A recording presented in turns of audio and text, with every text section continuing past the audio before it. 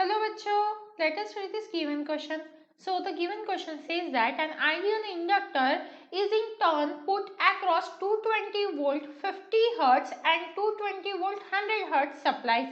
The current flowing through it in the two cases will be.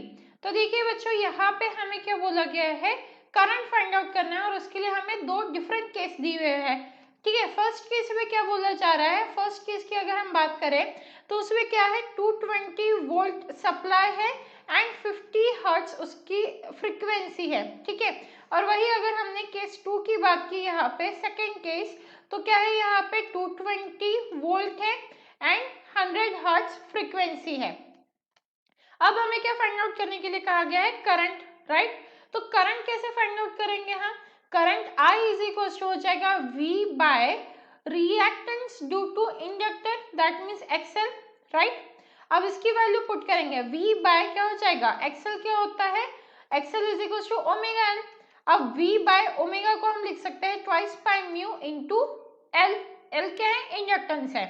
Right, अब देखिए frequency जो है दोनों केसेस में अलग अलग है. ये हो गई म्यू वन और ये हो गई mu two. Right, let suppose ये म्यू वन है और ये म्यू टू है.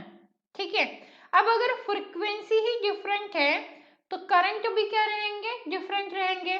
हम इसे सॉल्व भी कर सकते हैं, बट सॉल्व करने के लिए हम यहाँ पे हमें क्या बोला है, ए बी सी डी, सिर्फ इक्वल, डिफरेंट, जीरो या इनफाइनाइट यही हमसे पूछा गया है. तो हमारा formula I is equals to V upon twice pi mu L, that means current depends on voltage as well as frequency. ये फॉर्मूला से हमें पता चल रहा है करंट वोल्टेज पे भी डिपेंड कर रहा है, फ्रीक्वेंसी पे भी. बट इफ अगर हम नोटिस करें तो दोनों केस में वोल्टेज जो है वो सेम ही है, 220 वोल्ट एंड 220 वोल्ट. इसीलिए हमने फिर क्या किया, फ्रीक्वेंसी को नोटिस किया.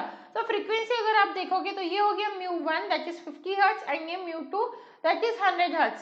तो दोनों फ्रीक्वेंसी डिफरेंट है, इसीलिए दोनों केस में करंट क्या रहेंगे, डिफरेंट रहेंगे. इसीलिए हमारा ऑप्शन बी क्या है, correct answer है, that in both the cases current will be different.